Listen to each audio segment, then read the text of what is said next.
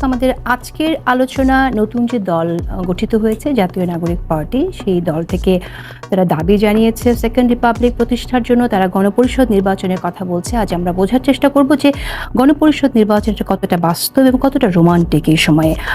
আজকে আলোচনায় উপস্থিত আছেন সিনিয়র সাংবাদিক মাসুদ কামাল এবং আছেন জাতীয় নাগরিক পার্টির যুগ্ম সদস্য সচিব। তার প্রতি আমাদের অতিরিক্ত ভালোবাসা। আমি একটা উদাহরণ দিয়ে বলি আপনাকে। ধরেন একটা স্কুলে পড়াশোনা পরীক্ষা হচ্ছে, এখানে 3 জন ফেল করছে, তার মধ্যে আমার সন্তানও আছে। আমি কাকে যে ধমক দেব? আমার সন্তানকে। তো তোমাকে নিয়ে আমার প্রত্যাশা বেশি। আর 2 জন কার কার ছেলে ফেল করছে না, কিন্তু আমার কোনো মাথা ব্যথা নাই। কথাটা বুঝতে পারছি?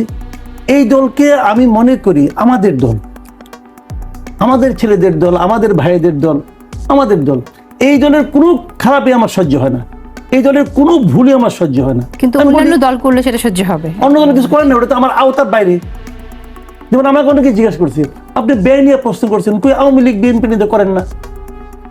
আমি করি না, করছি, একদম যে করি না তা না, করছি, কিন্তু এটা নিয়ে এত মাথা ব্যথা নেই আমার। কেন নাই? যে ওটা তো আমার হিসাবের বাইরে। আমি তো ওই দলগুলিকে পছন্দ করি না বলেই থেকে নতুন দল চাই।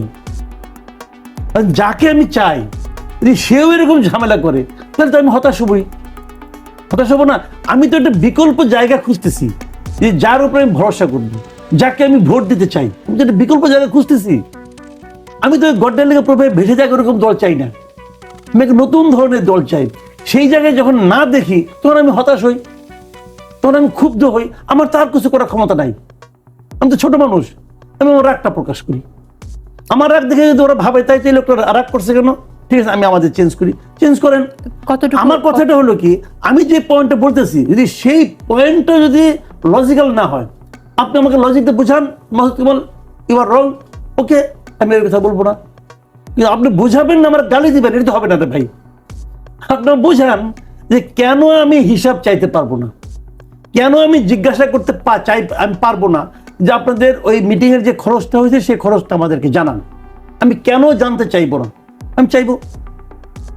আমরা কিন্তু আগে অনুষ্ঠানে থেকে অনুষ্ঠানের ব্যয় নিয়ে কথা বলেছিলাম। সেখানে যেমনটি শুনেছিলাম আরিফুল ইসলাম আদিব ছিলেন এবং আদিব আমাদের জানিয়েছিলেন যে এখানে 50 লাখ টাকার মতো খরচ হয়েছে এবং সেটা কমিটির সদস্যদের কাছ থেকে চাঁদা নিয়েই। ঠিক আছে, কার কাছ থেকে কত টাকা চাঁদা আছে এটা পাবলিক করলেই তো হয়, কোনো প্রবলেম তো নাই। একটা ওয়েবসাইট থাকতে পারে। আমি একটা উদাহরণ দেবো, এই ধরনের দলগুলো আছে। দিল্লিতে যখন আম আদমি পার্টি হয়, ওদের ওয়েবসাইট ছিল, প্রত্যেকটা টাকার হিসাব হইতো। ওখানে 10 রুপি যে দিত, তার নামও থাকতো, ও আমাকে 10 রুপি দিছে। যদি কেউ আপত্তি করতো আমার নাম প্রকাশ করেন না, তখন সে বলতো যে উনি বলেছেন ওনার নাম প্রকাশ করবেন না। আর নাম প্রকাশ না করলে পরে ব্রিটেনের লেবার পার্টি আপনার টাকা নেবো না। আপনি দিয়ে দেখেন পান কিনা। ব্রিটেনের লেবার পার্টিকে আপনি টাকা দিতে চান, আপনি এই শর্তে তারা টাকাটা নেবে, আপনার নাম প্রকাশ করতে হবে।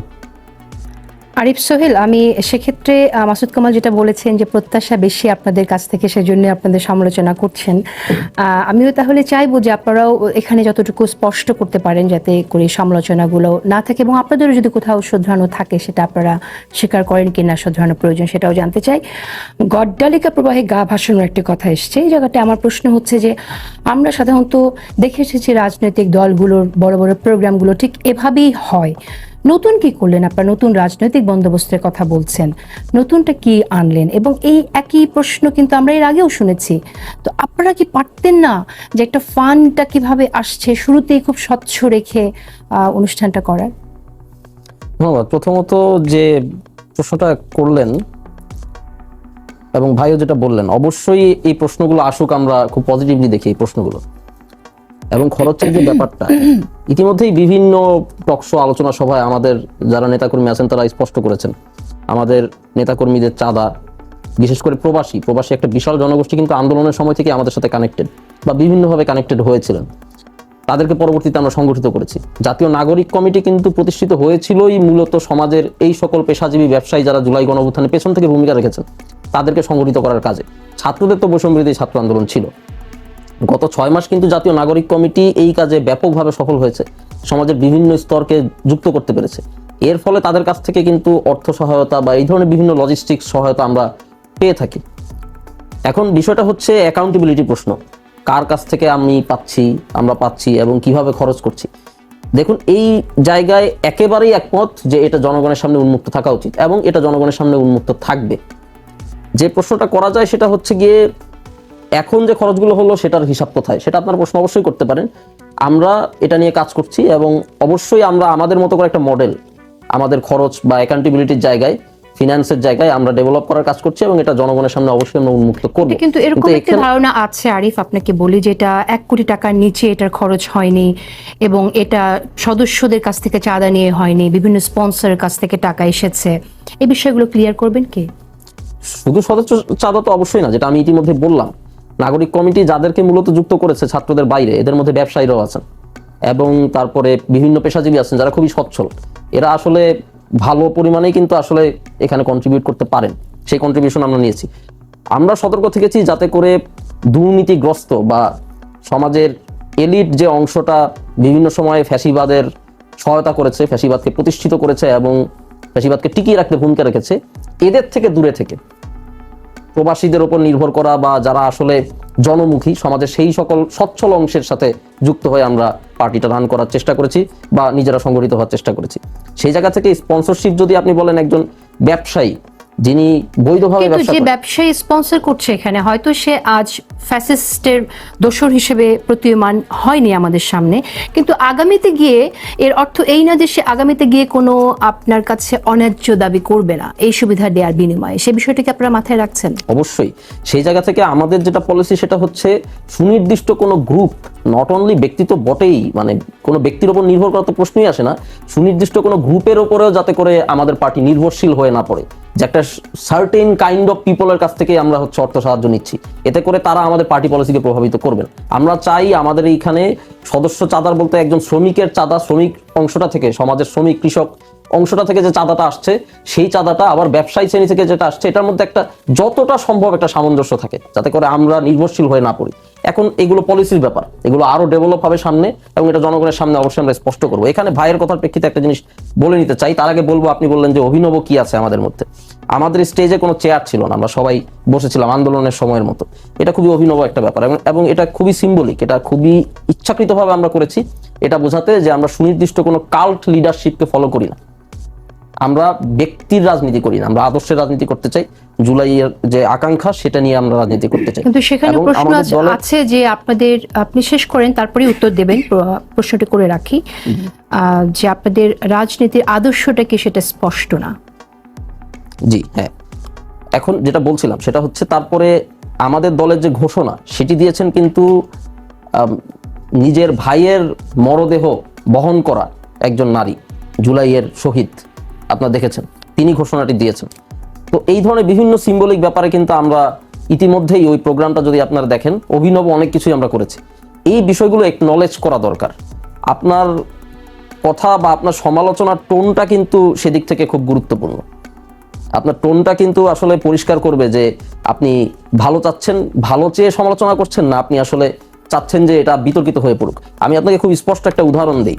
বন্যা, সর্বপ্রথম যখন ফিনান্সিয়াল ব্যাপার নিয়ে ছাত্রদের সমালোচনাটা হয়, সেটা হয়েছিল বন্যার সময় আমরা যখন ত্রাণের কাজটা করেছি।